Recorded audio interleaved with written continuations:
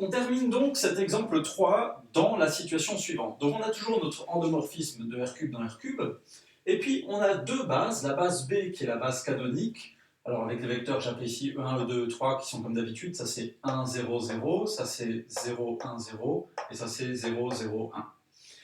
Et puis on a l'autre base, la base B', qui est composée des vecteurs propres, donc, et que j'avais appelé tout à l'heure V1, V2 et V3.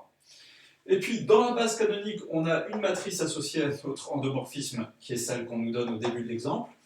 Et dans la base B', on a une autre matrice M', qui est aussi associée à notre endomorphisme, mais dans cette base-là, et qui est celle qu'on a trouvée à la fin de l'exemple, cette matrice diagonale.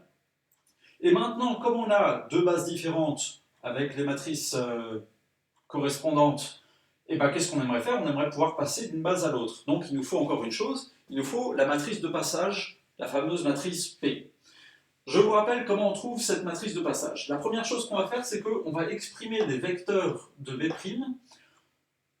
en fonction des vecteurs de B. Alors c'est facile, vu que ça c'est la base canonique. Ça veut dire quoi? Ça veut dire que V1, c'est égal à 0 fois E1 plus 1 fois E2. Alors je vais l'écrire ici. 0 E1 plus 1 E2 moins 1 E3. Moins 1 E3.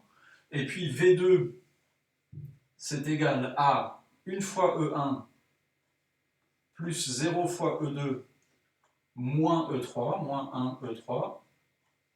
Et puis V3, c'est égal à 1 fois E1 plus 1 fois E2 plus 0 fois E3. Voilà. Et ce qu'on fait donc maintenant pour trouver la matrice de passage, c'est qu'on va prendre les coefficients qui sont là, et puis on va les transposer. Donc c'est-à-dire que chaque colonne va devenir une ligne. Alors je vais l'écrire ici. Hop, P, qu'est-ce que c'est?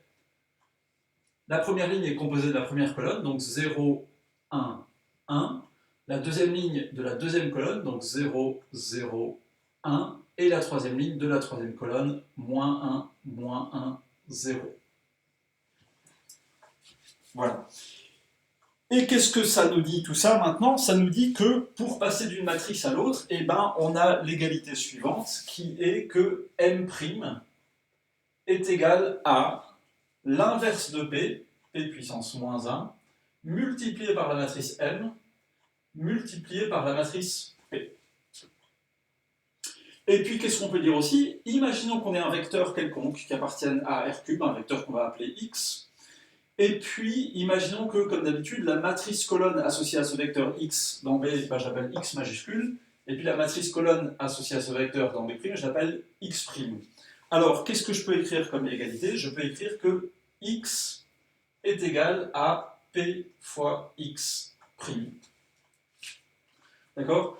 Donc si je connais la matrice colonne associée à mon vecteur dans B', je peux trouver celle associée à ce même vecteur dans B par ça. Ou bien, évidemment, je peux aussi faire l'égalité dans l'autre sens. Je peux écrire que X' est égal à P puissance moins 1 fois X.